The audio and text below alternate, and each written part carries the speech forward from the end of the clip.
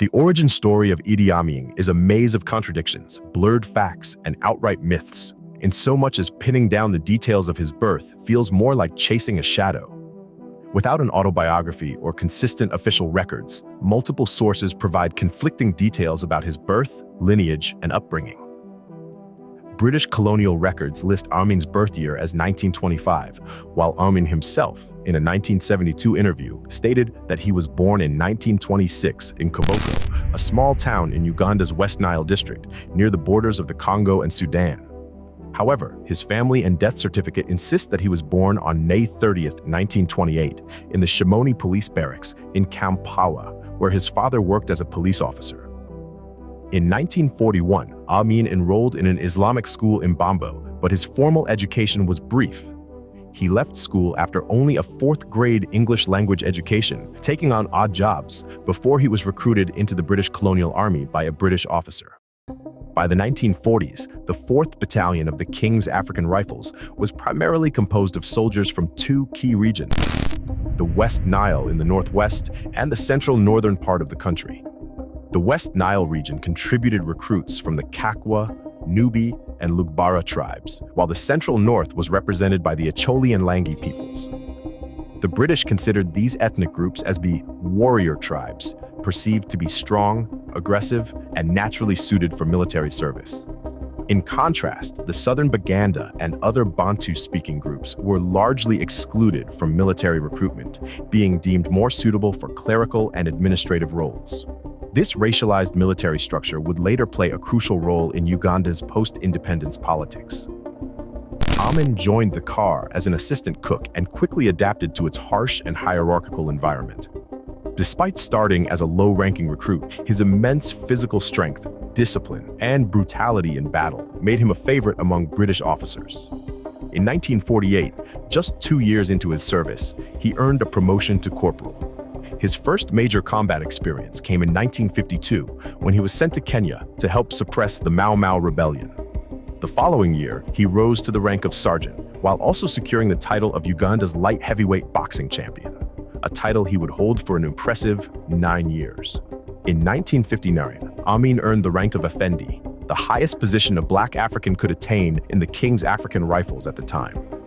His rise continued in 1961 when he became one of only 2 Ugandans to receive the Queen's Commission as an officer, alongside Shaban Opalat. But despite this promotion, Idi Amin was never regarded as an equal by his British superiors.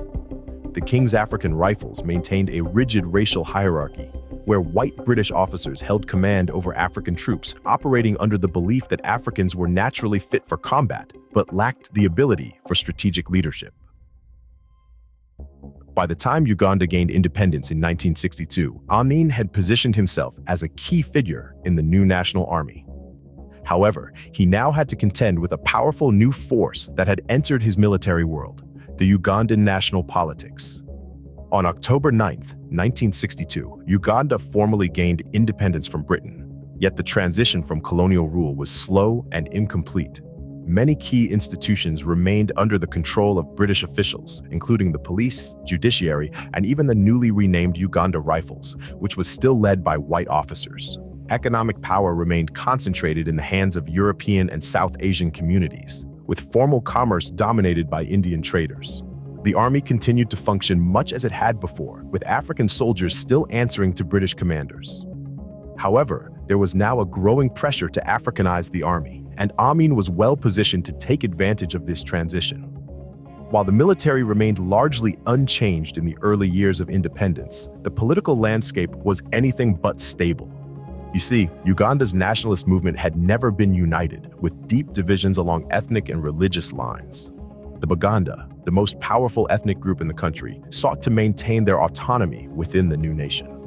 Amid these shifting alliances, Nelson Obote emerged as the most significant political figure of the independence era.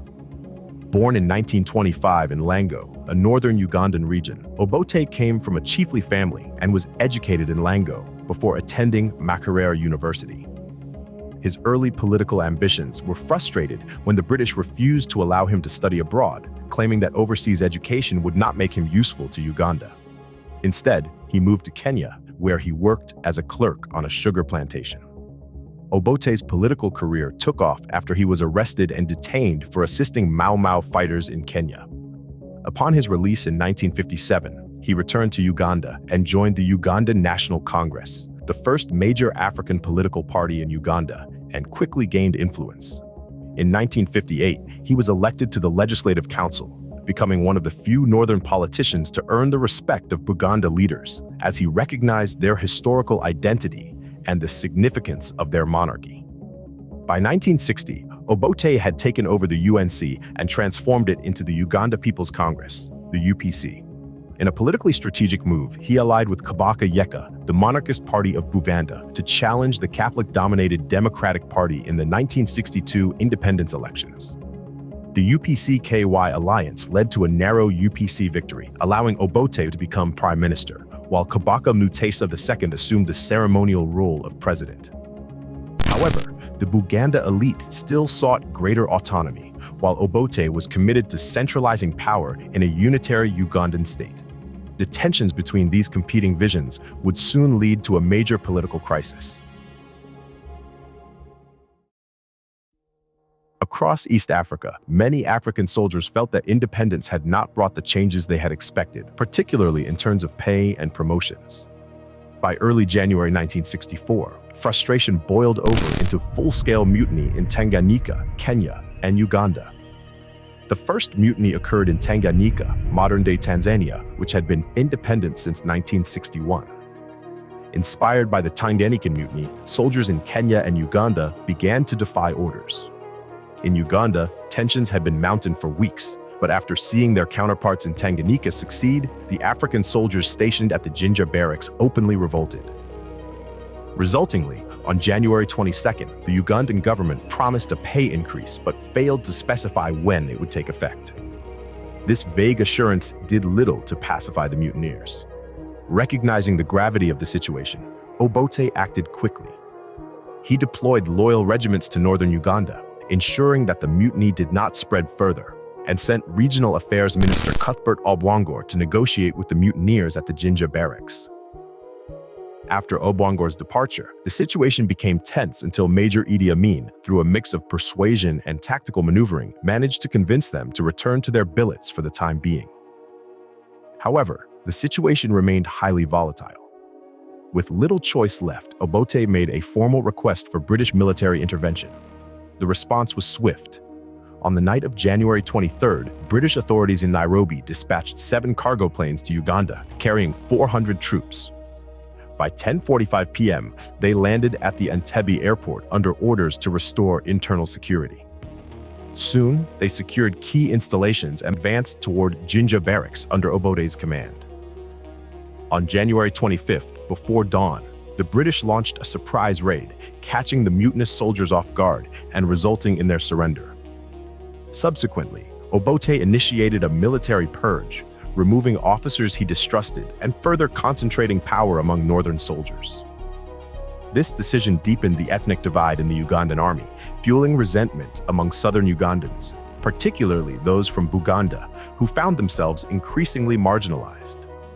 As a reward for his role in quelling the unrest, Amin was appointed commander of the battalion stationed in Jinja, significantly strengthening his position in the military hierarchy. By late 1964, Uganda was thrown into a full-blown political crisis, sparked by one of the most shocking scandals in its early history, the infamous Congo gold scandal. The scandal stemmed from Uganda's secret involvement in the civil war in the Democratic Republic of the Congo. You see, the Congo had been in turmoil since its independence in 1960, with various factions vying for control.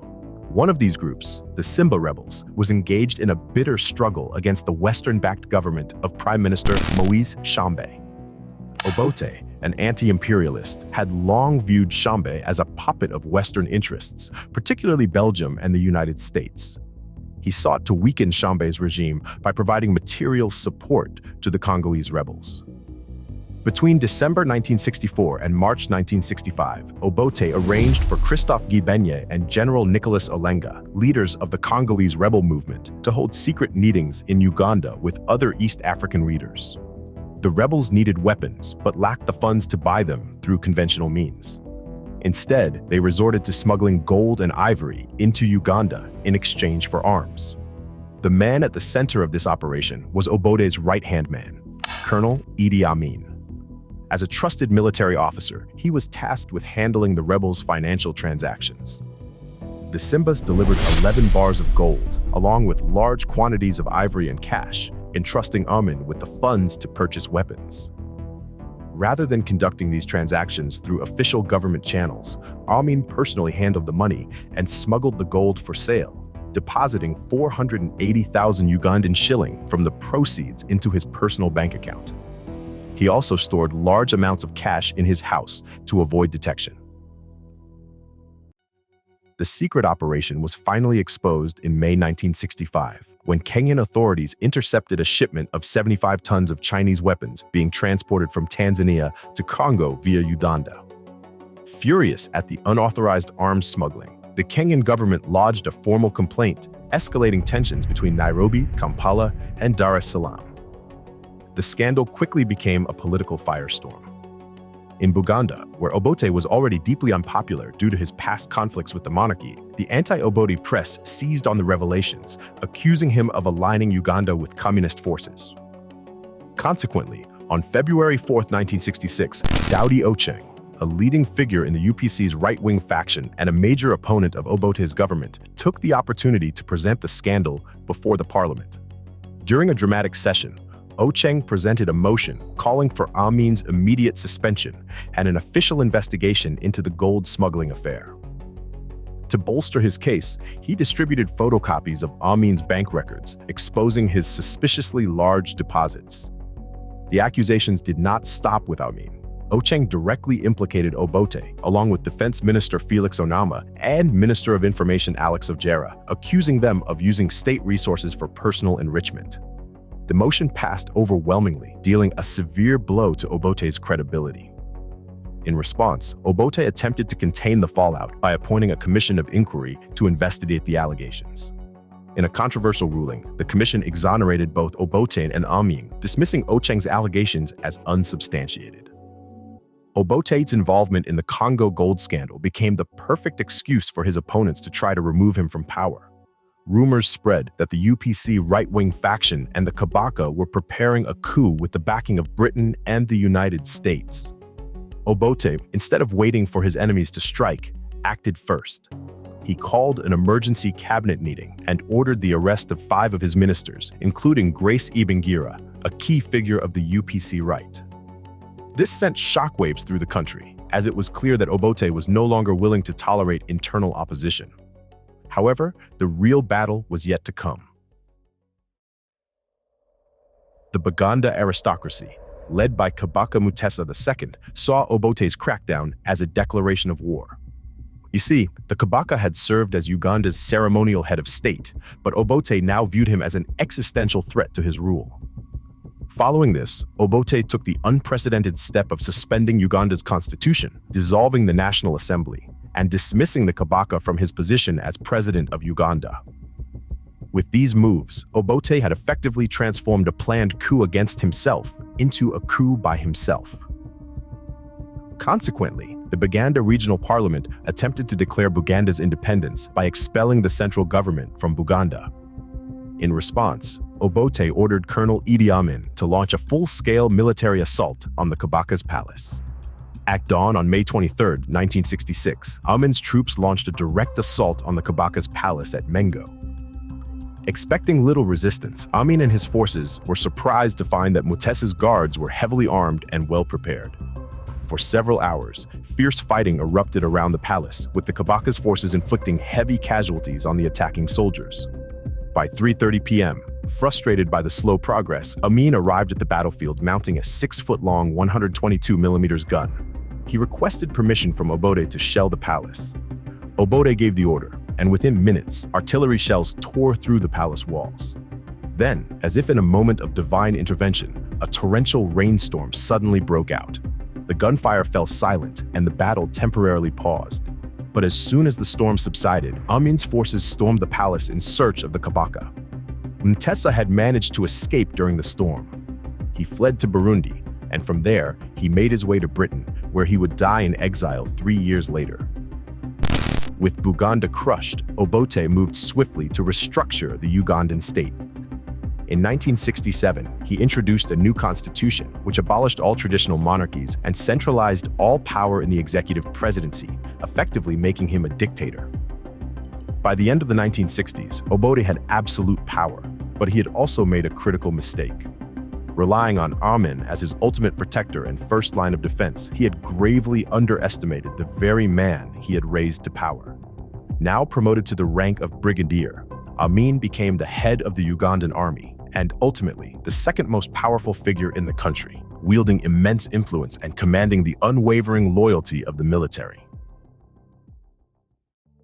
By the beginning of the 1970s, the relationship between Amin and Obote, which had been based on mutual dependence, slowly began to turn into a silent power struggle.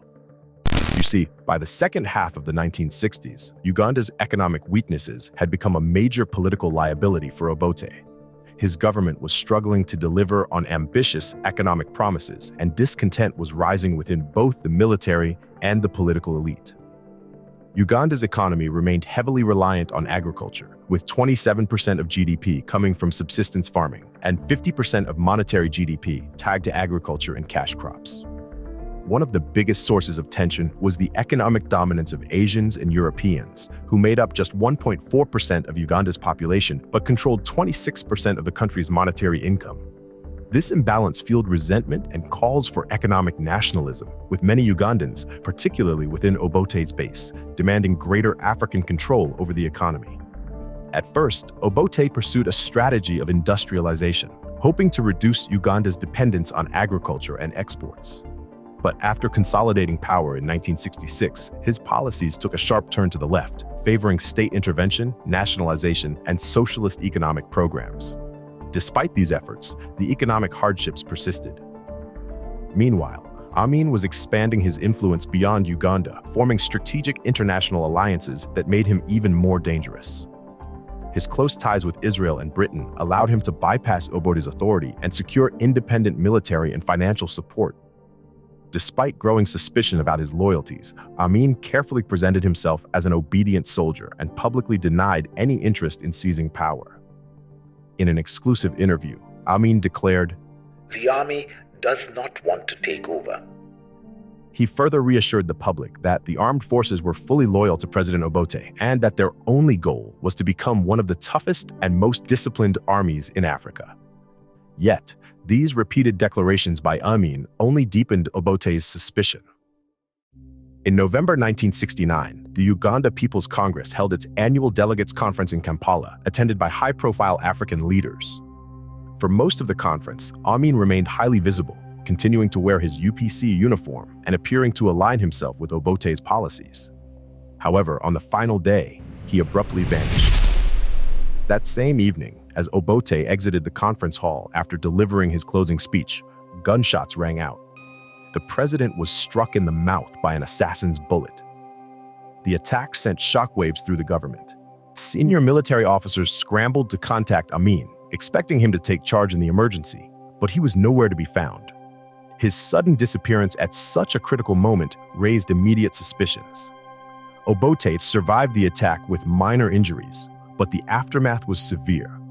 The police, under intense pressure to find the culprits, conducted an investigation that soon pointed to Benedicto Kiwanuka, leader of the Democratic Party. Though the evidence against him was weak and likely coerced, Kiwanuka was arrested on December 20, 1969. The following day, the Democratic Party was officially banned. Subsequently, in January 1970, Obote convened a meeting of the Defense Council to assess the security situation.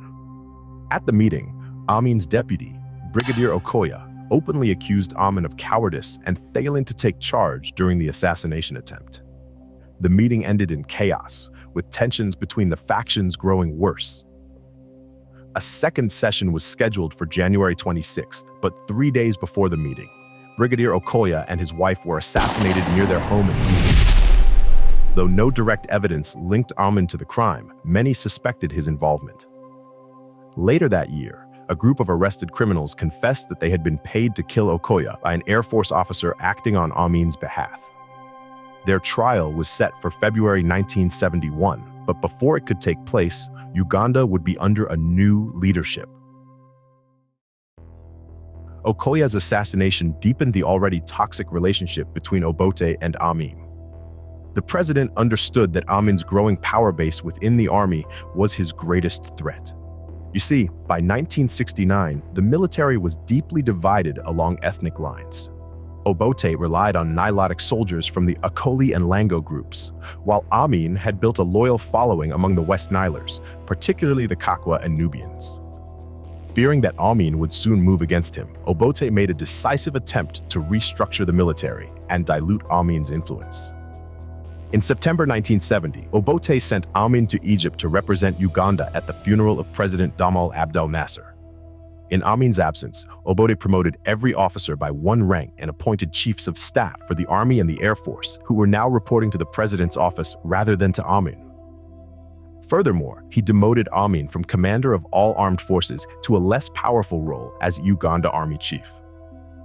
Key officers loyal to Amin were reassigned to less influential positions, while others were transferred into civil service roles. By the time Amin returned to Uganda, the damage had been done. His authority had been deliberately weakened. Sensing his arrest was imminent, he became deeply paranoid and surrounded himself with trusted security personnel. As Uganda edged closer to a full-blown power struggle, Obote prepared to leave for a Commonwealth conference in Singapore in January 1971. Before his departure, he left a memorandum for Amin, demanding answers on two sensitive issues: the missing military funds that had gone unaccounted for, and the police investigation into the murder of Brigadier Okoya and his wife. To Amin, this was more than a mere administrative request. It was a warning that Obote was setting the stage to remove him.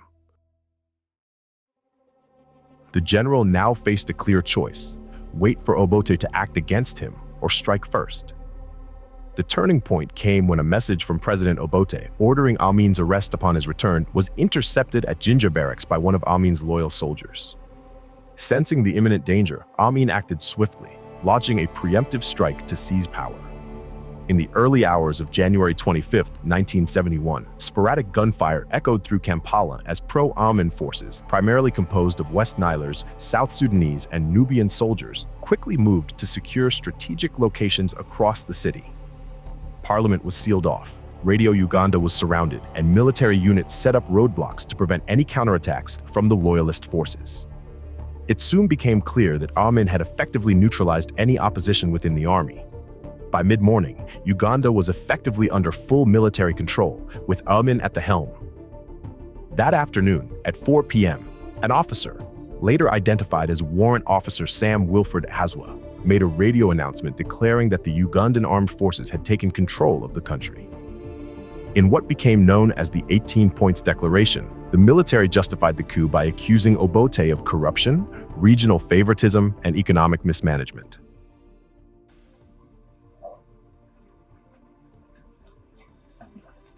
The members of the Uganda Army and Air Force decided to take over from the civilian rule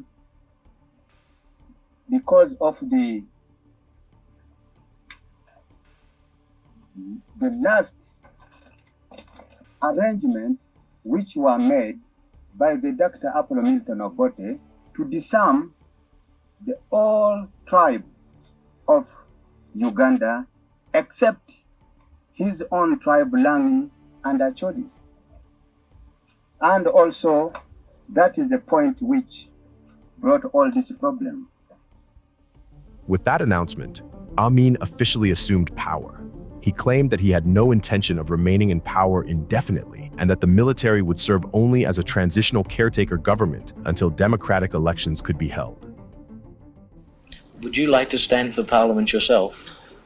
I am not ambitious of standing for power, but my job is that I want to hand over the government clean to somebody who is coming into power, all these corruptions, and then when he comes, he will have a good, he will know everything, even I will brief him clearly. This is what we have got with commission of inquiry report and how much he has got to hand clean government to him.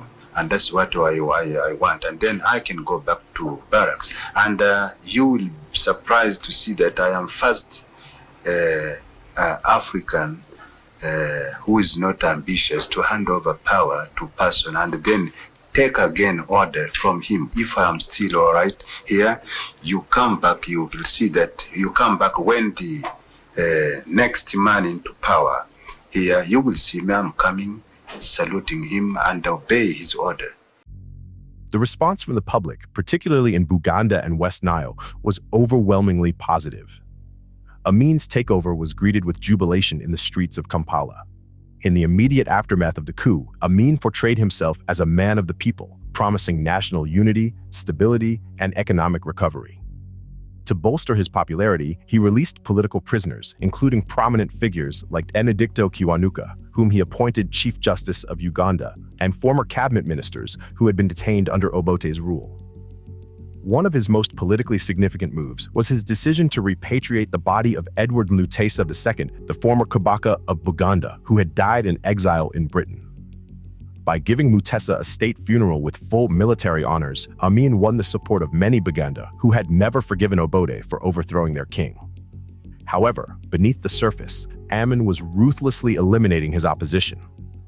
His first major action was a violent purge of Akoli and Lango soldiers, whom he viewed as Obote loyalists.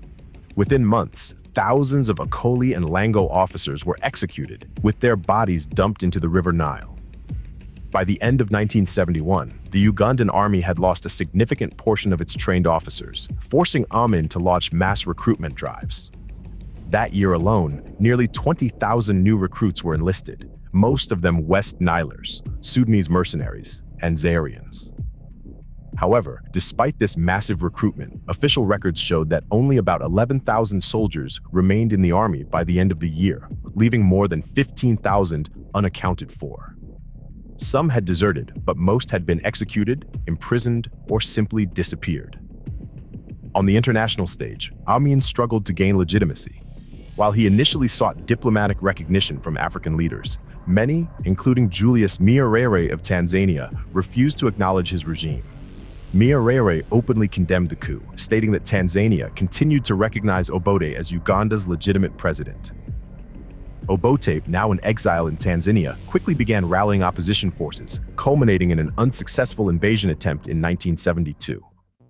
In retaliation, Amin expanded his ethnic purges, targeting not just soldiers but also judges, journalists, student leaders, and former government officials, particularly those who had served under Obote. One of the first and most high-profile victims of Amin's crackdown was Benedicto Kiwanuka, the Chief Justice of Uganda. Kiwanuka had been a vocal critic of Amin's government. His arrest and subsequent execution sent shockwaves throughout the country. The wave of repression did not stop there. Mr. Frank Kalamuzo, the Vice-Chancellor of Makerere University, one of Uganda's most esteemed academic institutions, was also among those who vanished without a trace. By the end of Amin's second year in power, the political landscape of Uganda had been completely transformed. Out of Obote's final cabinet of 20 ministers, 8 had been killed, and 4 had fled the country. Despite this brutal beginning, Amin's early rule was initially described as a honeymoon period by many observers. The coup was widely welcomed, especially by Western governments, Baganda elites, and Uganda's Asian business community, who believed that Amin would restore stability and reverse Obote's unpopular economic policies. Within 2 years, however, every one of these groups would be disappointed, betrayed, or expelled.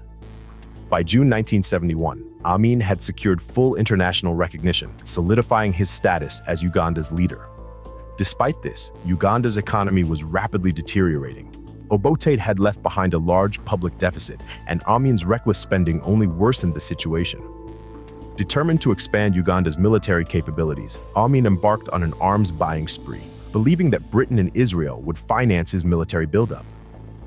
But while he was pouring resources into military expansion, world coffee and cotton prices fell, causing Uganda's export revenues to plummet. With tax receipts also declining, the government struggled to pay even its most basic expenses. Following this, Amin attempted to secure loans from international institutions, borrowing $20 million from the International Monetary Fund.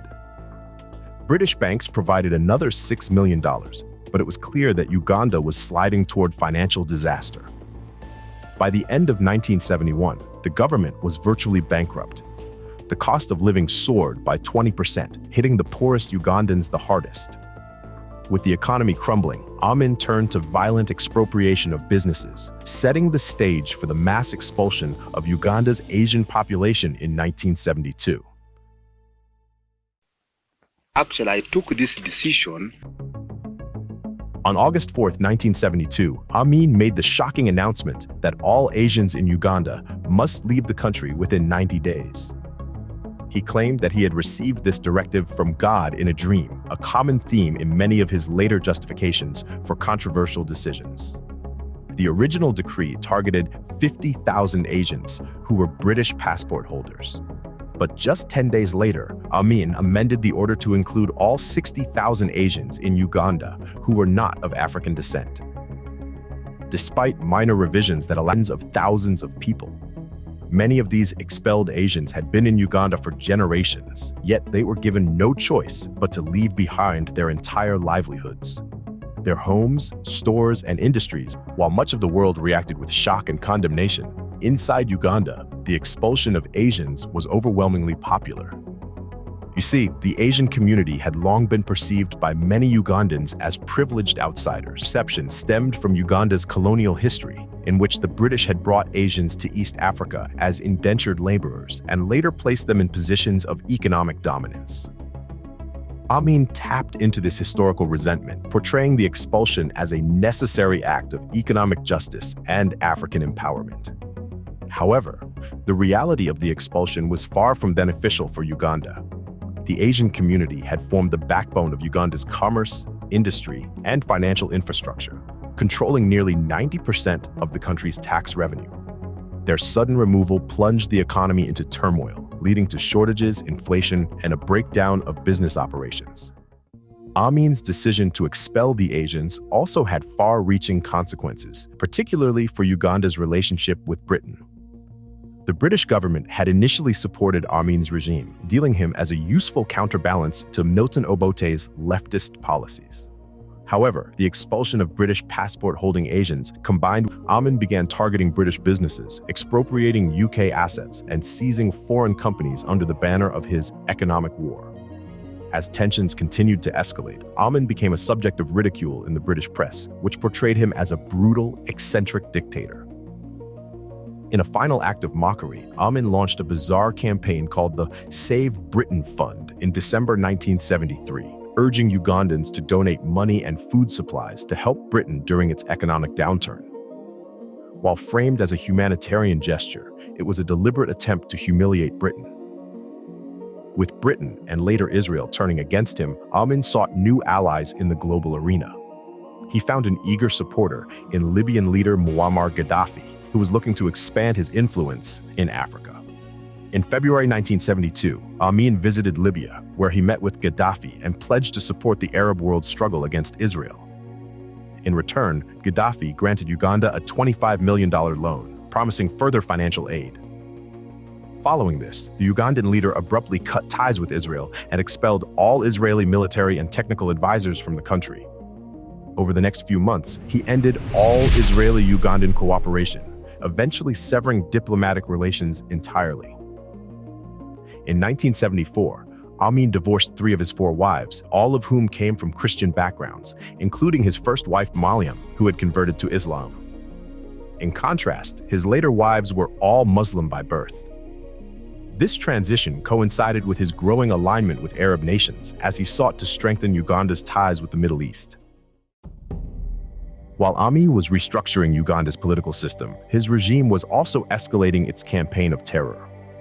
Political dissenters, military officials, and ordinary citizens suspected of disloyalty faced the constant threat of abduction and execution.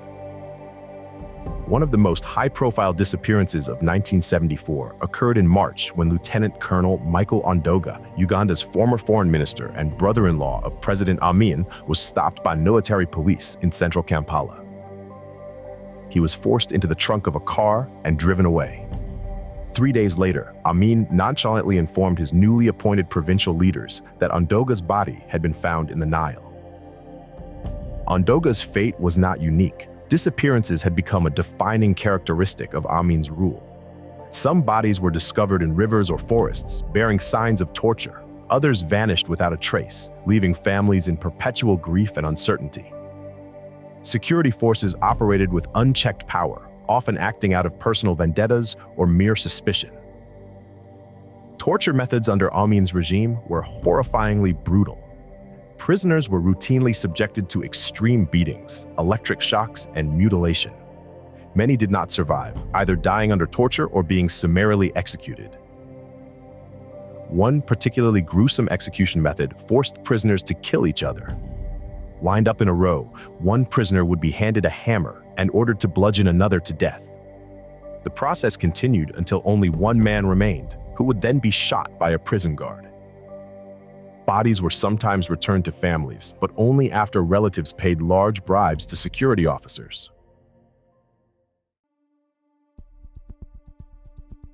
In early 1974, Brigadier Charles Arube, the chief of staff of the Ugandan army, became increasingly disillusioned with Amin's leadership. What frustrated him most was Amin's continuous marginalization of native Ugandan officers in favor of foreigners, particularly those from Sudan. Upon returning from a training mission in the Soviet Union in March 1974, Arube discovered that his position as chief of staff had been usurped by Hussein Marella, a Sudanese-born officer notorious for his brutality. Frustrated by Amin's refusal to intervene, Arube began contemplating drastic measures. Determined to act, he convened a meeting with several trusted officers to discuss their grievances and possible responses. While some advocated for diplomatic solutions, Arube, aligning with discontented Lugbara troops, secretly plotted a coup to overthrow Amin and purge the army of foreign influence. The plan revolved around mobilizing Kampala's garrisons to seize key strategic points, including Radio Uganda and Uganda Television, to control the flow of information. 2 strike teams were assembled. One was ordered to capture Amin at his command post on Kololo Hill, while the other was assigned to storm Makindye military barracks, the stronghold of the dreaded military police, led by the widely despised Hussein Marella. On the morning of March 23rd, the insurgents launched their operation. Lugbara troops stationed at Malir barracks in Kampala mutinied, swiftly taking control of much of the capital. However, Marella had been forewarned about the coup and managed to escape. Meanwhile, Arube personally led the assault on Amin's command post at Kololo Hill. Despite fierce resistance from the presidential guards, the insurgents breached the compound. Displaying both courage and perhaps desperation, Arube entered the building alone to confront Amin. He ordered his men to wait outside as he cautiously stepped through the front door, convinced that Amin was hiding inside.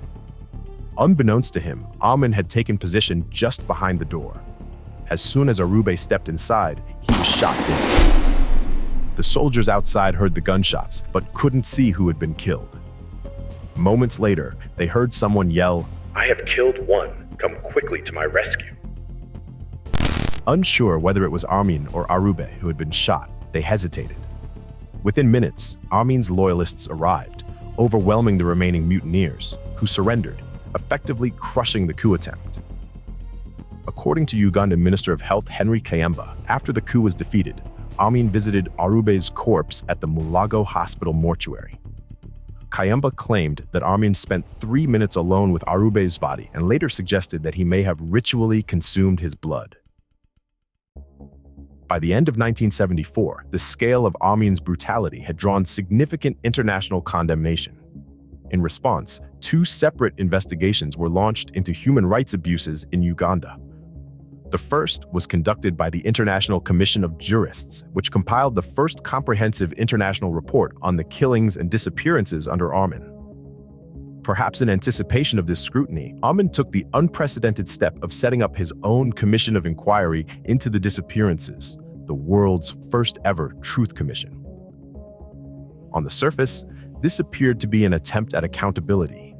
The commission collected evidence from July 1, 1974 to January 2, 1975, and later submitted its findings to Amin. However, the commission's purpose was never to deliver justice, and its reports were never made public. Instead, a distorted version was broadcast on state-owned radio, misrepresenting the commission's conclusions. The actual findings, which pointed to Amin's security forces as the primary perpetrators of the disappearances, were quietly buried. The extent of Amin's reign of terror is difficult to quantify, but Amnesty International's later report estimated that between 100 and 500,000 people were killed by Uganda's security forces during his rule. The wide range in the estimated number of deaths highlights the difficulty of obtaining accurate data in a regime where killings were carried out in secrecy and bodies were frequently disposed of in remote areas. Nonetheless, even the lowest estimate is chilling, especially considering Uganda's population at the time was just over 10 million.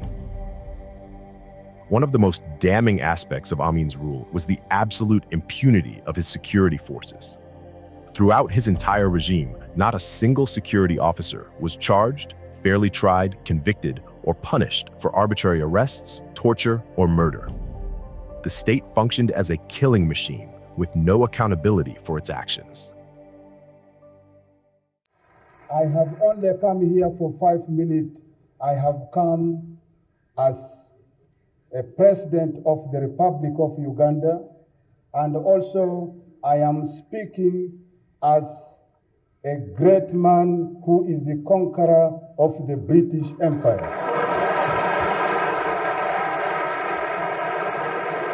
I wanted to confirm to you, I have liberated my country economically, and I am economically strong. And that is why I said I uprooted the British imperialism from Uganda, and Uganda is now pure Africa. In 1975, Amin shifted his focus to the international stage, using diplomacy as a tool for distraction. His foreign policy was a mix of calculated provocation and theatrical intimidation, all designed to divert attention from the dire state of Uganda. Amin's interactions with Britain exemplified this strategy. He knew how to provoke the British government and keep their focus away from the atrocities unfolding in Uganda. This tactic reached its peak with the Dennis Hills affair. Hills, a British schoolteacher and part-time lecturer at Makerere University, had written a memoir in which he mocked Amin and described his rule in denigrating terms. When the manuscript reached Amin, he was furious. Hills was arrested, tried in a military court, and sentenced to death by firing squad. Britain desperately tried to intervene, but Amin ignored their appeals. Then, in an act of pure humiliation, he demanded that Queen Elizabeth personally apologize to him if Hills was to be spared.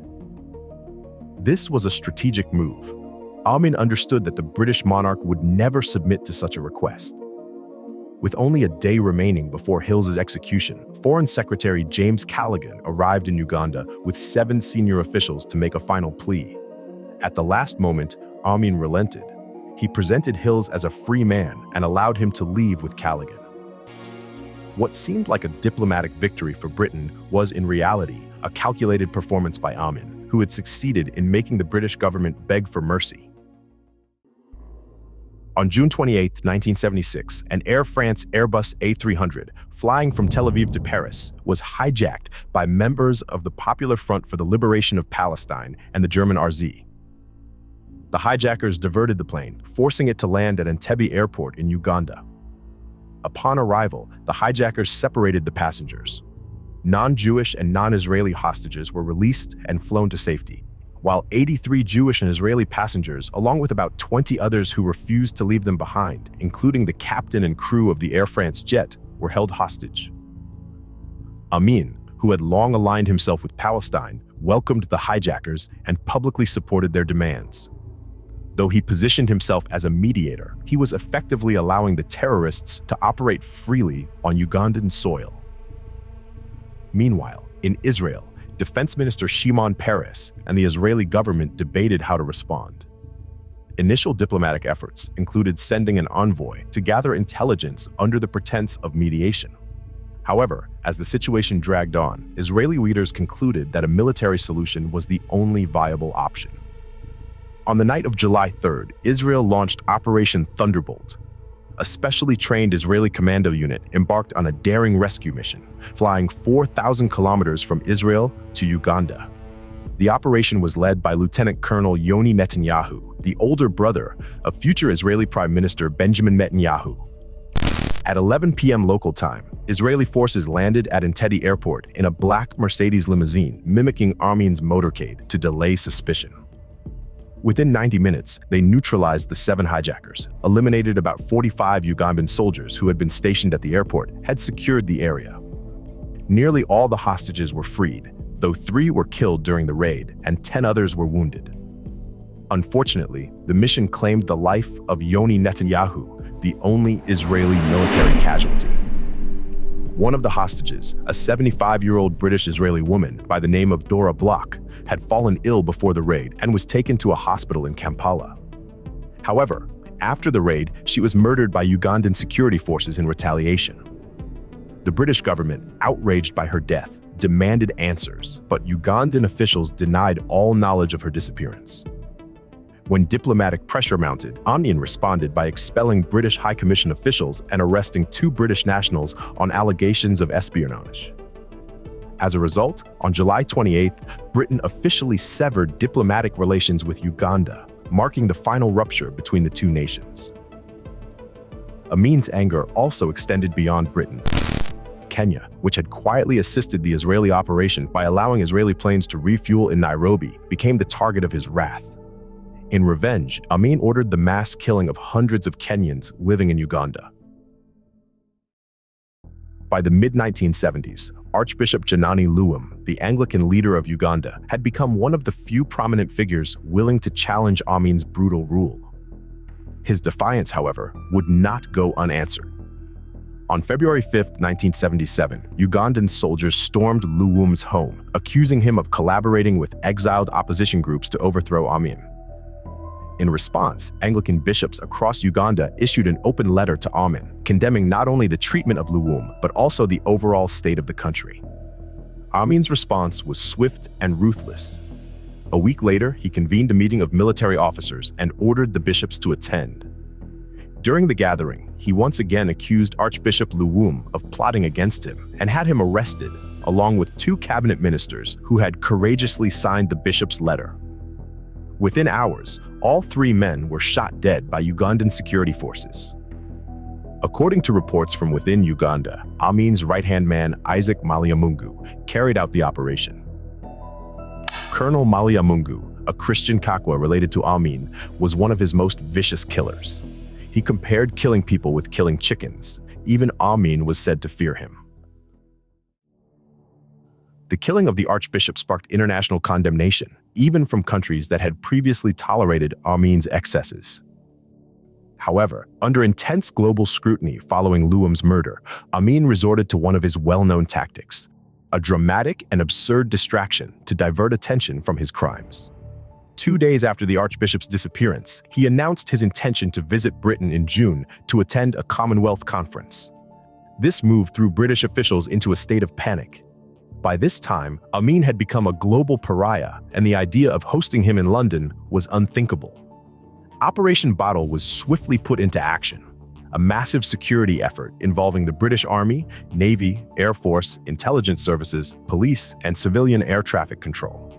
The plan outlined detailed rules of engagement, including circumstances in which British forces could open fire on Amin's entourage if necessary.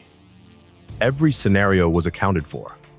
All scheduled flights from Uganda were to be diverted to Stansted Airport, where Amin would be intercepted upon arrival. Additional measures were prepared in case he attempted to land in Scotland, where different legal frameworks applied. By May 26th, just a week before the Commonwealth Conference, the full operation was finalized. But, as expected, Amin never arrived. The entire episode had been another elaborate stunt to distract the international community from his deepening domestic crisis. Meanwhile, despite Amin's escalating repression, Uganda's economy managed to stay afloat, largely thanks to record-high global coffee prices. With coffee making up 90% of the country's exports, the booming market provided a crucial lifeline. However, this fragile stability began to crumble. In April 1977, coffee prices peaked, only to collapse by the end of the year, falling to half their earlier value. Furthermore, the biggest blow came in September, when the US Congress unexpectedly banned American trade with Uganda. The American oil companies, which had been supplying 40% of Uganda's petroleum, immediately cut off their deliveries. Though French oil companies tried to make up the shortfall, British and Dutch suppliers refused to sell oil to Uganda. Following this, Amin tried to prioritize repaying oil debts, but the crisis spiraled out of control. The shortage of fuel crippled transportation, weakened the military's mobility, and added more strain on an already fragile economy. In addition to the oil ban, the US also halted all imports of Ugandan coffee, further reducing Amin's foreign exchange reserves. I will tell you that United States of America, whether they make economic embargo in Uganda, we will not feel it even an inch.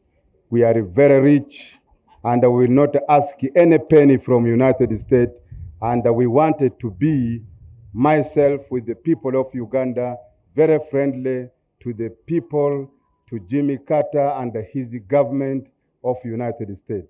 But embargo will not do anything to us because we can buy whatever we want. We have the money, we can buy all over the world. We are very, very happy, and I'm very confident and I'm very proud. Thank you very much. The first signs of Amin's weakening grip appeared in 1977 when tensions grew within the Ugandan military. In January of that year, Amin appointed General Mustafa Adrisi as vice president. Adrisi, a powerful figure within the army, led a faction that wanted to purge Sudanese and other foreign mercenaries from Uganda's military ranks. Amin, always fearful of losing control, saw this as a threat. A series of coup attempts followed, including Operation Mafuta Mengi in June 1977, where Amin was wounded. The breaking point came in early 1978 when Adrisi was severely injured in a suspicious car accident. Many believed it was an assassination attempt orchestrated by Amin himself. While Adrisi was flown to Cairo for treatment, Amin took advantage of his absence, stripping him of his roles as Minister of Defense and Minister of Home Affairs. This move angered Adrisi's supporters, triggering a mutiny among sections of the military in November 1978. In response, Amin sent loyalist troops to crush the rebels, but some of them fled across the Tanzanian border. What started as an internal military dispute quickly escalated into an international conflict. Seeking to deflect attention from his internal problems, Amin accused Tanzanian President Julius Nyerere of harboring refugee guerrillas, plotting to overthrow him. Thus, on October 30, 1978, Ugandan troops crossed into Tanzania, capturing the Kagera salient, a strip of land along the border. This move proved disastrous. While Tanzania was initially unprepared, the invasion provoked a fierce response. President Nyerere ordered a full-scale counteroffensive, assembling the Tanzania People's Defense Force and rallying exiled Ugandan opposition groups. Despite receiving military aid from Libya's Muammar Gaddafi and the Palestine Liberation Organization, Amin's forces were unable to hold their ground. The Ugandan army, which had been more focused on plundering wealth than maintaining military readiness, quickly crumbled under pressure. Amin, sensing the danger, attempted to de-escalate the situation in the most bizarre way imaginable. He proposed that he and the Tanzanian president settle the conflict in a boxing match rather than through military action. But Nyerere ignored the suggestion. By January 1979, the Tanzanian military, backed by Ugandan exiles, launched a decisive counterattack, crossing into Uganda. Amin's forces retreated steadily, and the dictator made several desperate attempts to secure additional international support, visiting Saudi Arabia and Iraq. However, his pleas fell on deaf ears. The Battle of Lukaya in March 1979 was the final blow. After suffering a humiliating defeat, some Ugandan commanders urged Amin to step down. Enraged, he refused, declaring, "If you don't want to fight, I'll do it myself." He then dismissed his chief of staff, Yusuf Gowon, in a last-ditch effort to reassert control. By early April, Tanzanian forces had reached Entebbe. As the invading forces prepared to storm the capital, Amin made a defiant radio broadcast on April 6th, declaring that he would never leave Uganda. But a few days later, he fled the capital with some of his family members to await a planned flight to Tripoli, Libya. On April 11, 1979, Tanzanian forces entered the Ugandan capital Kampala and captured it, effectively bringing an end to Amin's rule. The fall of Amin's regime did not bring immediate peace to Uganda. The victorious Tanzanian forces carried out mass reprisals, particularly against West Nilers, who were seen as Amin's loyalists. As a result, thousands fled to Sudan and the Congo to escape the violence. After a series of weak transitional governments, Milton Obote returned to power in December 1980, following a controversial election that was widely regarded as rigged. However, his second rule proved even bloodier than Amin's. Political violence, economic decay, and human rights abuses escalated, leading to a prolonged civil war that ultimately brought Yoweri Museveni to power in 1986. At the time of this recording, Museveni had ruled Uganda for nearly 4 decades, longer than all his predecessors combined, maintaining his grip through a highly militarized government, an enduring legacy of Amin's dictatorship. Arriving in Libya, Amin was welcomed by President Muammar Gaddafi, one of his few remaining allies. However, their relationship soon soured, and by 1980, after a major dispute, the exiled dictator was forced to leave. With few options left, he turned to Saudi Arabia, where the Saudi royal family agreed to grant him asylum under strict conditions that forbade him from engaging in politics or making public statements about Ugandan affairs. In exchange for his silence, the Saudis provided him with a generous monthly allowance of $30,000. While Ugandans struggled with the consequences of his rule, facing economic ruin, political instability, and civil wars, Amin lived a privileged life in Jeddah, Saudi Arabia. Residing in the top 2 floors of the Novotel Hotel on Palestine Road, he remained an influential figure. According to his son, Jafar Amin, the former dictator became deeply religious, spending most of his time studying Islam. Despite this newfound piety, he never abandoned his desire to return to Uganda, not as a fugitive, but as an elder statesman who, in his mind, had been misunderstood by history. When Uganda was once again engulfed in civil war in the late 1980s, the instability reignited Amin's ambitions. In January 1989, despite Saudi Arabia's orders for him to remain neutral, Amin secretly left exile with one of his sons and traveled to the Democratic Republic of Congo. His goal was to mobilize a rebel force and seize power amid Uganda's internal chaos. However, his return to the African continent was short-lived and humiliating. Upon arriving at Njili Airport in Kinshasa using a false passport, he was immediately recognized and arrested by Congolese security forces. With Congo refusing to host him, Amin found himself stranded. Saudi Arabia, enraged that he had violated their conditions, refused to take him back. He had, in their eyes, abused their hospitality by leaving without permission and attempting to re-enter politics.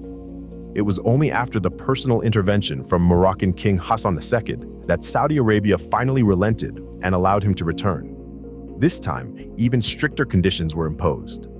He was permanently banned from all political and military activities and forbidden from speaking to the media. For the next 14 years, he remained in complete obscurity. On July 19, 2003, Amin fell into a coma due to kidney failure. He was taken to the King Faisal Specialist Hospital in Jeddah, where doctors declared that his condition was irreversible. On August 16, 2003, Idi Amin died in Jeddah at the age of roughly 78 years, though his exact birth year remains uncertain. Uganda refused to repatriate his body, and he was buried in Saudi Arabia, far from the land he had once ruled with terror.